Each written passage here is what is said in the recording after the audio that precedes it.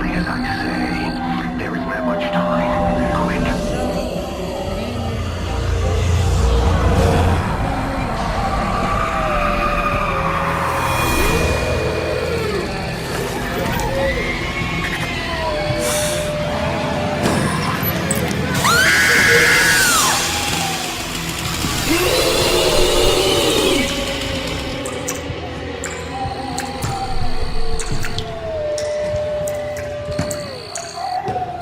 Head down the hallway.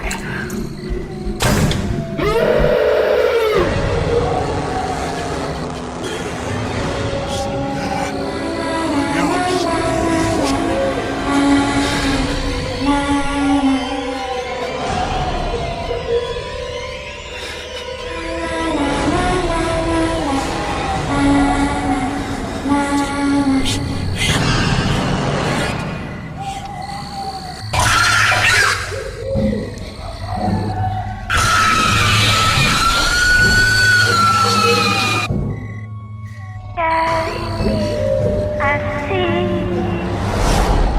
no corrí, Kalindi así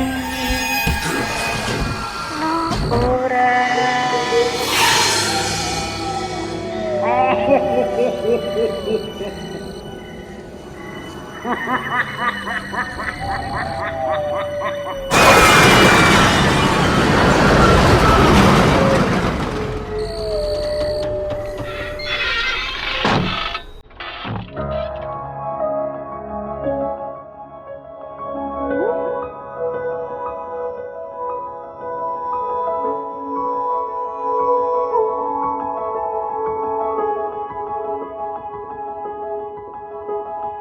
Kajadianana geus lila karandapan ku kuring.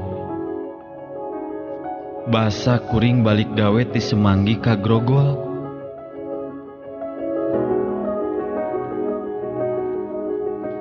Ti poe kahiji tepi ka poe katilu mah taya kajadian aneh nanaon. Kuring jeung babaturan sapagawean nyicingan mes. Ngahaja ku perusahaan disiapkeun mes keur pagawe ti luar kota nya kaasup kuring.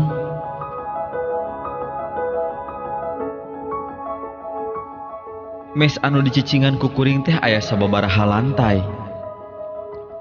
Lantaran lantai kahiji masuk dipake nunda kendaraan budakna dunungan. Harita kuring kebagian cicing teh di lantai pangluhurna.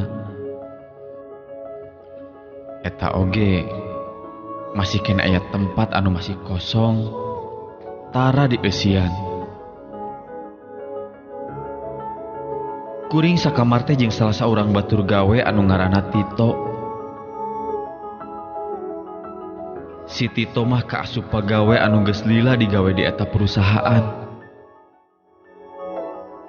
Ninggang sasif mah indit jeung balik gawe kuring oge jeung si Tito. Maneh nama geus paham pisan kana kaayaan, geus apal pisan kana jalan balik jeung indit. Jadi kuring oge bisa ngapalkeun jalan-jalan anu kudu ku kuring diliwatan di mana balik atawa indit ke tempat gawe. Hiji mangsa ninggang kuring jeung si Tito teu indit bareng ti mes teh. Kulantaran si Tito mah kabagian asup beurang. Ari kuring asupna isuk-isuk balik sore. Jang, mimiti isuk mah urang mau bisa indit gawe barangnya. Nah, kunaon kitu? Rek pere, mau gawe? Lain gitu. Tapi na urang pan ngisukan mah bagian gawe barang oi. Oh, tenan naon ari kitu mah Mas. Panyangka mah maneh rek cuti gawe. Nya bae lah. Pan sok sanajan kudu ini jeung balik sorangan oge. Didinya ieu mah pan geus apal jalannya. Apal atuh ayeuna mah Mas. Indit jeung balikna urang rek kana busway. Singket carita kuring tepi ke tempat gawe sorangan tebareng jeung si Tito. Tapi sok sanajan kitu kuring teu nyasab. Mas To, saya balik teu heula nya. Oh, geus waktuna baliknya. Kade balikna kudu hati-hati. Bisi maneh diculik ke. Horeameun meureun penculikna oge nyulik saya mah. Eta moal ka mana-mana heula kitu. Jika nu sejena, cenah nu sejen mah rek ngadon arulin heula tah. Moal saya mah rek langsung balik we ka mes Mas. Duh, nah kira-kirana maneh wani kitu eta di mes sosoranganan. Sanajan sorangan oge siapa yang takut atuh. Geus ah, bisi kaburu-burit manten, jaba aja jalaneun ka mes teh paroek deui. Si Tito semunying sieunan ka kuring. Hal sarupa kitu teh pedah apal yen kuring jalmana rada borangan. Mulangna ka mes teh kuring numpak busway. Nya turun di grogol. Saturuna tina busway kuring haja nyimpang heula ka warung sangu.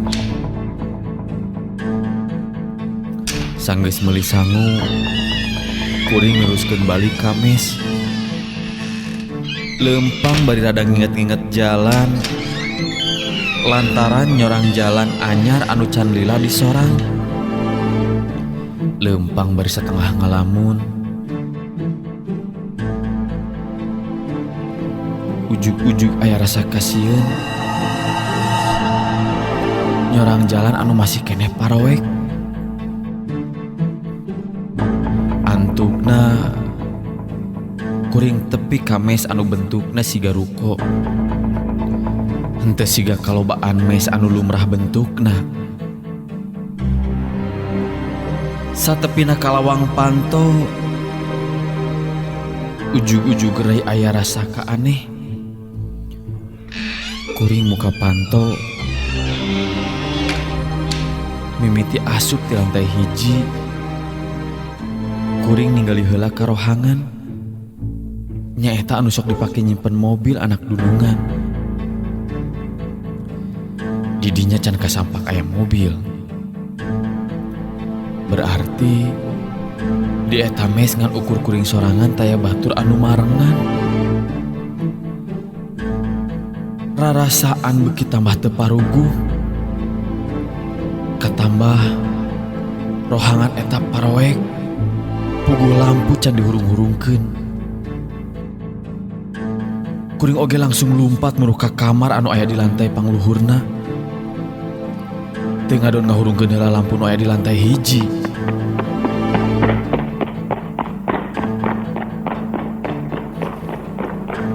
Kuring lumpat naik tangga satengah rusuh.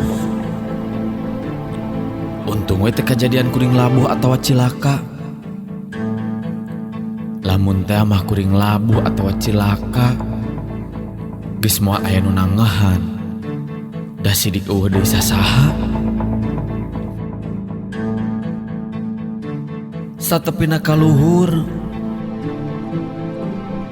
kuring langsung asup ka kamar bari haruha hareho. Balukara tina lulumpatan.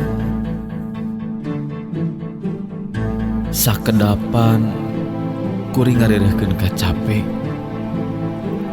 Sanggeus kesang tuhur, kuring mukakeun jandela. Pamikir supaya hawa leuwih karasa seger. Kaayaan di luar geus katingali poek. Tanda wanci terus nyedek ka peuting. Kuring diuk dina kursi nu aya di kamar, bari terus muka nasi bungkus anu pambeli tadi ti warung sangu tea. Beres pisan kuring dahar, ceuli jadi curing hak. Lantaran kuring ngadenge aya suara budak anu ceurik.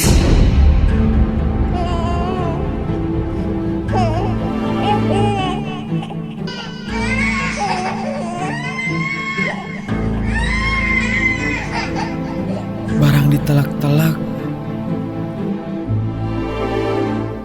geuning suara budak anu cerik teh datangna ti kamar anu aya di sabelaheun kamar anu ditempatan ku kuring.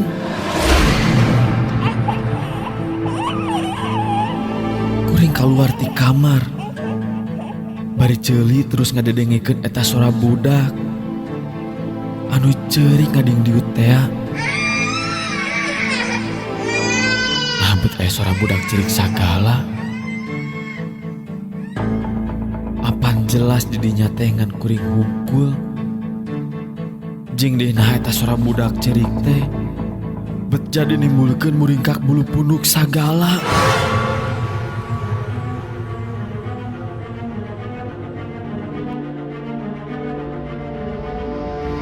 Sok sanajan rasa sieun mah aya, tapi kuring ngarasa penasaran. Nah saha atuh eta budak anu ngadon cerik di jero kamar teh? Atawa nahangan ukur dedengean hungkul?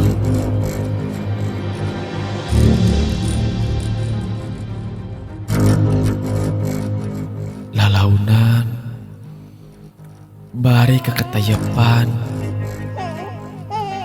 kuring ngadeukeutan lawang kamar anu kadenge aya suara budak cerik teh. Sabab rasa penasaran teh sok sanajan sieun kuring dongko bari terus panonoong kana liang kunci.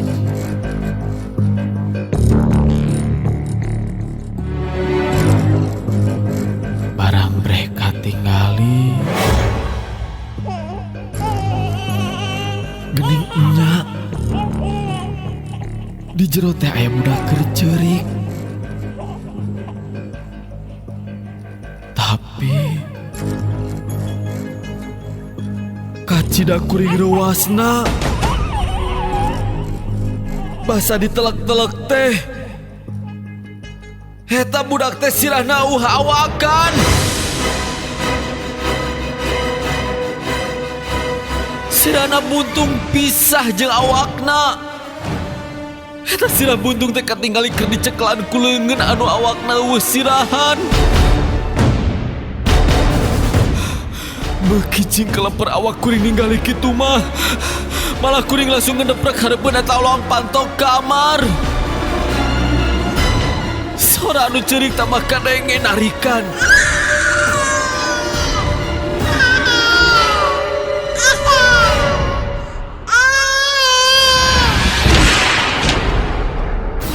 Samalah ayeuna mah ti jero kamar kadenge aya suara anu gagasrukan sagala. Suara budak cerik teh sakenapaan teu kadenge. Pamikir sugan teh geus eueuh eta budak anu sirahna buntung teh. Panasaran kuring noong deui tina lawang kunci. Basa kuring noong kana lawang kunci. Kuring ruas satakar kebek lantaran basa ditinggali deui teh eta budak anu sirahna buntung tambah katinggali jelas. Tina beuheung anu eueuh sirahan katinggali getih. Pod kitu deui tina sirah buntung palebah beuheungna nyak celakaan getih. Nu nimulkeun kasieun anu leuwih ti bisti. Eta budak anu sirahna buntung teh esod-esodan ngadeuketan ka lawang panto anu keur ditoong ku kuring. Eta panon sirah buntung anu keur digigiwing. Sing anu apal ayeuna kuring keur noong manehna. Panonna eta sirah melototan ka kuring bari terus ngadeuketan. Ningali kitu mah kontan kuring oge langsung ngajengkat tina palebah lawang kamar. Samut kuring keur unur-unuran maksud ngajauhan lawang panto kamar. Kadenge ti handap anu jojorowokan menta dipangbukakeun panto.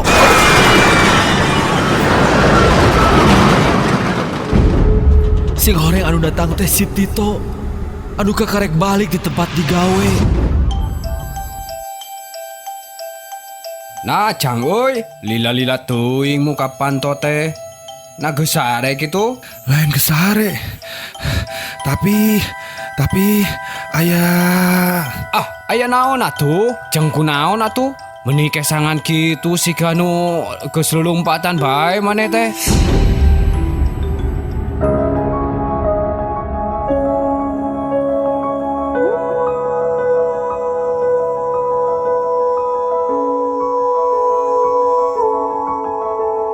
Kuring ngerasa atuh si Tito datang teh. Sadatangna si Tito, kuring tengah bejakeun anu sabenarna kejadian anu tadi ketinggali ku kuring. Kuring ngarusiahkeun ka manehna. Geus aya si Tito di imah mah. Sora budak cilik oge ngaleungit teu kadenge deui ku kuring. Kuring kakarek bisa sare. Tisaprak ngalaman kejadian eta. Nya kuring neangan imah kontrakan. Tinimbang cicing di mes. Mending ngontrak sok sanajan kudu ngaluarkeun biaya. Ngodok saku sorangan. Kuring oge teu betus ka si Tito ngeunaan kejadian anu kaalaman. Malahan eta kejadian jadi rusiah kuring.